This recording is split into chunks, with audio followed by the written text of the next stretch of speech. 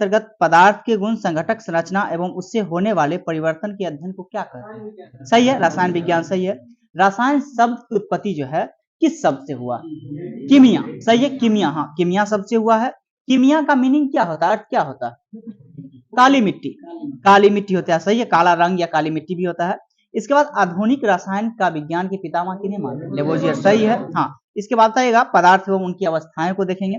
जो स्थान घेरता है एवं उसमें अपना द्रव्यमान होता है वह क्या कहलाता है? सही है, पदार्थ कहलाते हैं, सही है। पदार्थ की कितनी अवस्थाएं हैं? 5, सही है, 5 अवस्थाएं हैं, लेकिन मूल रूप से अगर कहें तो 3 अवस्थाएं, ठीक है।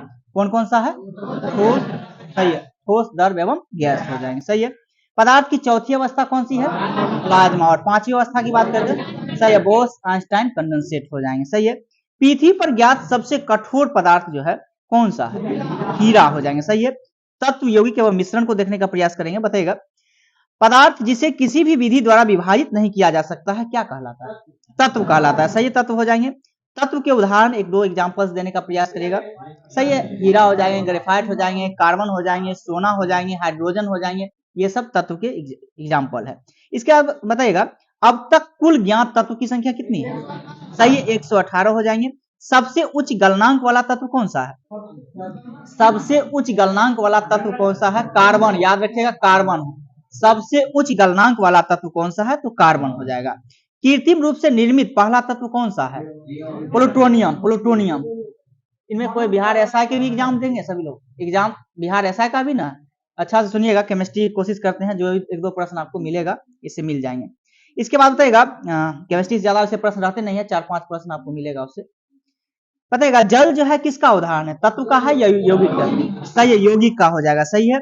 इसके बाद बताइए, 2 या 2 से अधिक पदार्थ को किसी भी अनुपात में मिलाया जाता है उसे क्या कहते हैं? मिश्रण हो जाएगा, सही है।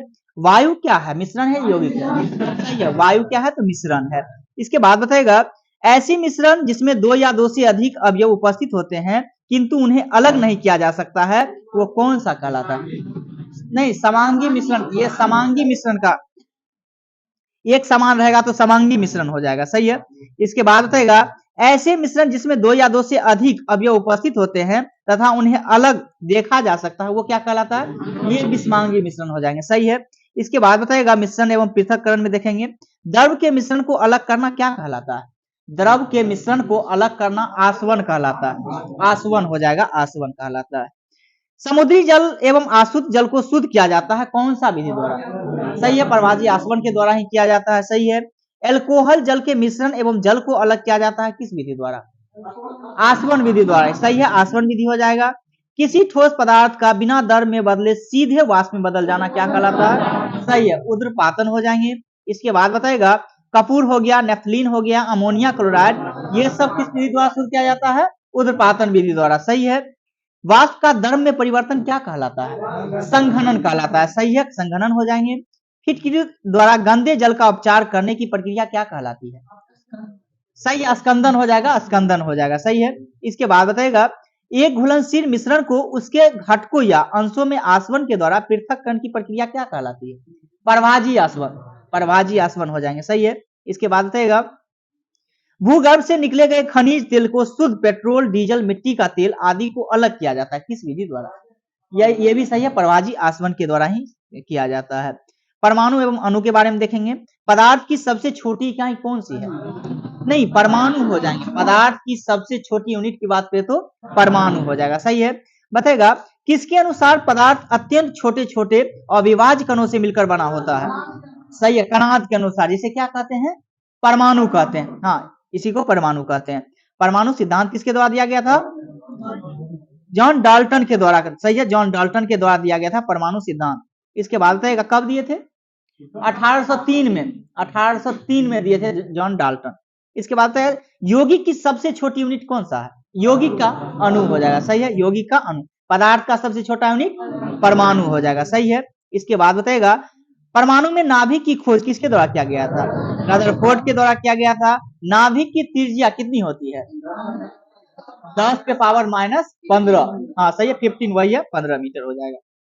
परमाणु की त्रिज्या की बात करें तो हाँ सही है, 10 to power -10 हो जाएगा, मीटर है। इसके बाद है, परमाणु मॉडल किसके द्वारा दिया गया था?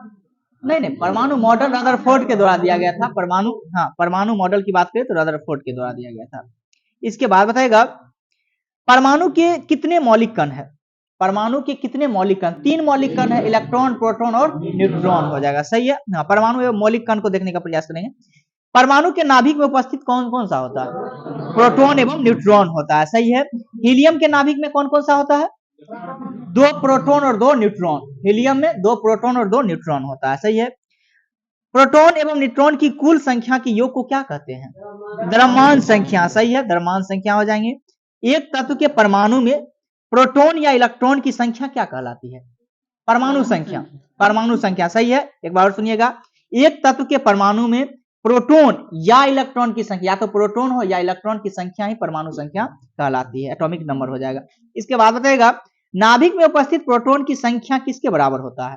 परमाणु संख्या के बराबर होता है, वही परमाणु संख्या। इसके बाद बताएगा प्रोटॉन का नामकरण किसके द्वारा किया गया था? रदरफोर्ड के द्वारा किया गया था। सही है। प्रोटॉन की खोज किसके द्वारा किया गया था? गोल्डस्टीन के द्वारा किया गया था। कब किया गया था? 1886 में। हाँ, 1886 में प्रोटॉन की खोज गोल्डस्टीन के द्वारा किया गया था। इलेक्ट्रॉन की खोज किसके द्वारा किया गया था? जे थॉमसन के द्वारा। कब किया गया था?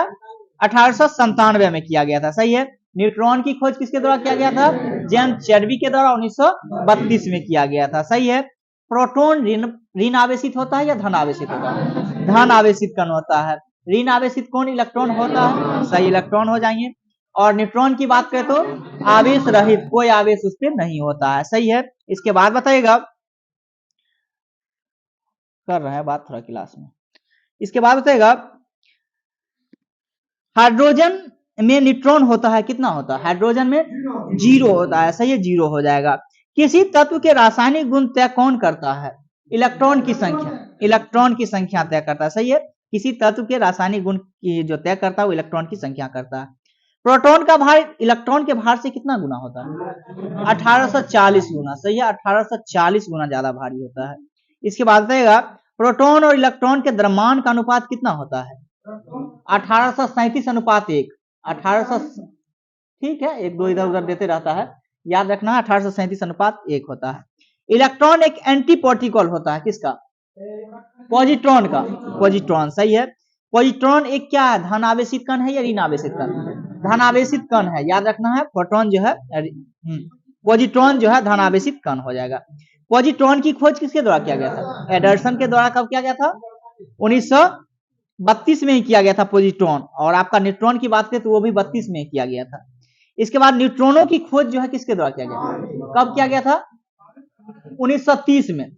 न्यूट्रॉनों की खोज जो है पाउली के द्वारा 1930 में किया गया था। इसके बाद बताएगा फोटोन क्या होते हैं? फोटोन जो है ऊर्जा के एक बंडल के रूप में होते हैं। हाँ, सही है, ऊर्जा के एक बंडल। ये इस बार बीपीएससी एग्जाम लिया है तो उसमें पूछा गया 69वीं में। हाँ, ऊर्जा के एक बंडल है फोटोन। इसके बाद बताएगा परमाणु मूलतः होते हैं, विद्युत का जो है किस प्रकार होते हैं? उदासीन होते हैं। सही है। कक्षा को देखने का प्रयास करेंगे। इलेक्ट्रॉन जिस वृत्ताकार पथ में चक्कर लगाते हैं वो क्या कहलाता है? कक्षा कहलाता है। हाँ, या सेल उसी को बोलते हैं। इसके बाद बताइएगा कक्षा को निरूपित किया जाता है, कैसे करते हैं? KLMNO। हाँ, सही है, KLMNO PQ के रूप में करते हैं। नाभिक में समीपतम कक्षा जो न्यूनतम निकटतम कक्षा कौन सा है? K होता है। सही है। इसके बाद बताएगा समीपतम कक्षा में ऊर्जा क्या होता है? अधिकतम होता है या न्यूनतम होता है? सबसे कम होता है। जितना समीपतम रहेगा उतना ऊर्जा जो उसमें कम रहेगा, जितना ज्यादा डिस्टेंस में रहेगा उसमें ज्यादा होगा।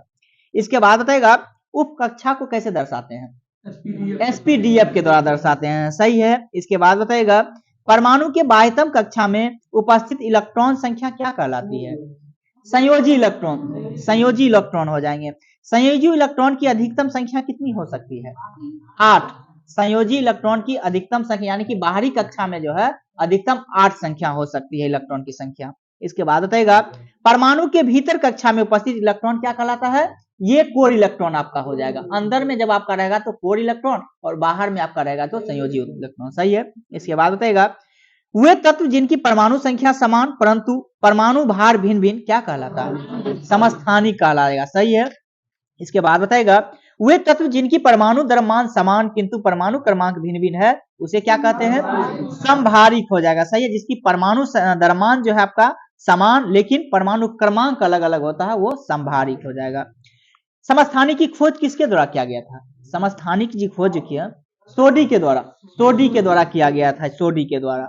इसके बाद बताएगा ल्यूकेमिया उपचार के लिए या चर्म रोग उपचार के लिए किसका प्रयोग करते हैं? सही है, फास्फोरस 32 का प्रयोग हम करते हैं, ल्यूकेमिया हो या चर्म रोग उपचार के लिए हो। इसके बाद ट्यूमर खोजने के लिए किसका प्रयोग करते हैं? आर्सेनिक 74 का प्रयोग करते हैं, सही है। थायराइड ग्रंथि के कैंसर के इलाज के लिए किसका प्रयोग करते हैं? आयोडीन 131 का, आयोडीन 131 का प्रयोग करते हैं। इसके बाद चट्टानों की आयु को ज्ञात करने के लिए किसका प्रयोग करते हैं? यूरेनियम 235 का, यूरेनियम 235 का प्रयोग करते हैं, सही है। इसके बाद और ये बात बताएगा जो दूसरा विश्व युद्ध हुआ था उसी में जो है अमेरिका जो है जापान पे परमाणु बम गिराया था, उसमें किसका प्रयोग किया गया था? यूरेनियम 235 का ही। और दूसरा बार जब किया था तो प्लूटोनियम 293 किया था, वो प्लूटोनियम 293 था वो। इसके बाद बताएगा सर्वाधिक समस्थानिक वाला तत्व कौन सा है? पोलोनियम है, सही है, पोलोनियम, हाँ सही है। इसके बाद बताएगा रेडियो सक्रियता में बोलिएगा स्वतः विघटित होकर विकिरण उत्सर्जित करने वाले तत्व क्या कहलाते हैं? रेडियो सक्रिय तत्व कहलाते हैं, रेडियो सक्रिय तत्व कहलाते हैं। इसके बाद बताएगा रेडियो धर्मी तत्व उत्सर्जित करते हैं कौन कौन से किरण? अल्फा बीटा गामा के रूप में करते हैं, सही है। रेडियो सक्रियता की खोज किसके द्वारा किया गया था? हेनरी बैकुरल के द्वारा किया गया था, सही है। इसके बाद बताएगा रेडियो सक्रियता का मात्रक क्या होता है? रेडियो सक्रियता का मात्रक क्या होता है? ये क्यूरी हो जाएगा आपका। रेडियो सक्रियता का मात्रक की बात करते हैं तो क्या हो जाएगा? क्यूरी हो जाएगा, सही है। इसके बाद बताएगा अल्फा बीटा व गामा में विद्युत चुंबकीय तरंग होता है किस किरण में? अल्फा बीटा गामा में बताया किसमें विद्युत चुंबकीय तरंग? तीनों में जब किसका होता है? ये आपका गामा, सही है। इसके बाद बताएगा वेधन क्षमता सबसे अधिक तथा तरंगदैर्घ्य सबसे कम, सही है। वेधन क्षमता सबसे अधिक जो है गामा में होता है और इसकी क्या तरंगदैर्घ्य कम होती है। इसके बाद बताएगा कोबाल्ट 60 से उत्सर्जित गामा किरण का प्रयोग किसके लिए करते हैं? कैंसर के लिए करते हैं, सही है, कैंसर के लिए करते हैं, ठीक है। आपका जो बोल रहे थे पोलोनियम 293, सही है, आपका नहीं देखना है, आप बंद कर लीजिए। इसके बाद बताएगा रेडियम की खोज किसके द्वारा किया गया था? सही है, रॉबर्ट पियर एवं मैडम क्यूरी के द्वारा किया गया था, हाँ, दोनों पति पत्नी थे।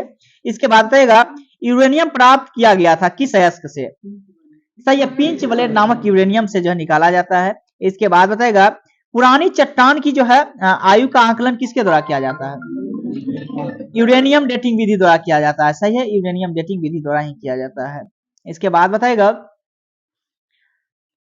अनियंत्रित श्रृंखला अभिक्रिया होती है किस प्रकार की? नाभिकीय संलयन या नाभिकीय विखंडन, सही है, नाभिकीय विखंडन हो जाएगा। परमाणु बम सिद्धांत किस पर आधारित है? सही है, नाभिकीय विखंडन पे ही है। इसके बाद बताएगा प्रथम परमाणु बम जो गिराया गया था कब गिराया गया था? सही है, 6 अगस्त 1945 को किया गया। क्या चीज? हाँ, हिरोशिमा पे गिराया गया था, 6 अगस्त 1945 को गिराया गया था। इसके बाद बताएगा दो या दो से अधिक हल्के नाभिक का आपस में जुड़कर एक भारी और अस्थायी नाभिक बनाने की प्रक्रिया को क्या कहते हैं? नाभिकीय संलयन कहते हैं, सही है, नाभिकीय संलयन कहते हैं। इसके बाद बताएगा हाइड्रोजन बम जो है किस पर आधारित है? नाभिकीय संलयन पर ही हो जाएंगे। हाइड्रोजन बम के खोजकर्ता कौन हुए थे? एडवर्ड टेलर, कब किए थे? 1852 में किए थे।